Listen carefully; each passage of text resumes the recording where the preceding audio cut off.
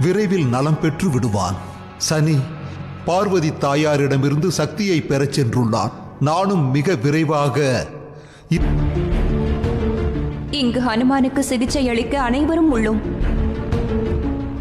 ஆனால் பத்ராவிற்கு அங்கு அவள் ஒருவேளை பத்ராவும் இந்த யுத்தத்தில் காயப்பட்டிருந்தால் சந்தியாவால் பத்ராவை குணப்படுத்த இயலுமா தந்தையே? காலகாலம் நிறைந்துள்ளது. அவளுக்கு சிகிச்சை அளிக்க வேண்டும் என்றால் அதற்கு மேலும் பத்ரான் தக்கா, சனி பத்ராவை அழிக்கப் போகும் ஆயுதமா?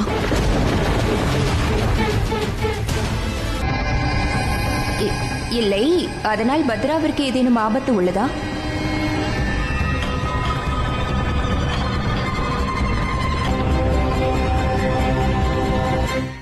பத்ராந்தக் இங்குதான் உள்ளது மகளே. சனி இந்த ஆயுதத்தை என்னிடம் பாதுகாக்கிறேன்.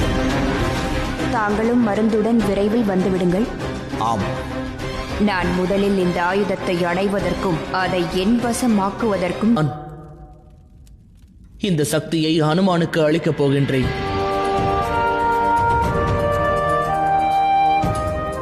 ஒரு முறை நீ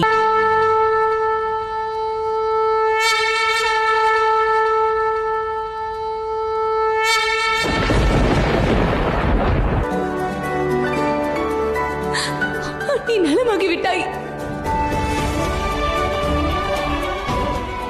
தாயே.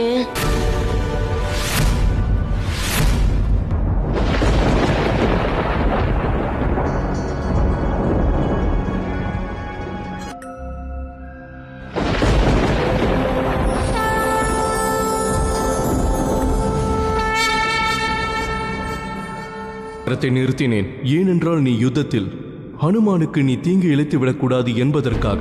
இப்பொழுது மீண்டும் நான் இங்கு தோன்றி இருப்பதும் நடக்கவில்லை என்றால் எப்பொழுதும் நடக்கப் போவதில்லை. நீ ஹனுமானை தனது வழியில் செல்ல அனுமதிக்காவிட்டால் அவன் தனது எனக்கு ஹனுமானை தடுக்க வேண்டும் என்ற எந்த எண்ணமும் இல்லை. ஒரு பக்தனின் பக்திதான் அவனுடைய பாதையை முடிவு செய்கிறது. நாராயணரே, ஹனுமானின் பக்தி உண்மையானது. வைத்திருக்கின்ற அன்பும் பாசமும் என் மீதான அவனது பக்திக்கு இடையூறாக உள்ளது. நட்பா, மன்னிக்க வேண்டும் நாராயணரே. இப்பொழுதும் நான் தங்களுடைய வாதத்தை ஏற்றுக்கொள்ளவில்லை. நான் ஹனுமான் தன் கடமையை செய்வதை எப்பொழுதும் தடுக்க மாட்டேன். வாதத்தை ஏற்றுக்கொண்டு விட்டார். சக்தியோ சிவனின் மற்றொரு பாகமாகும்.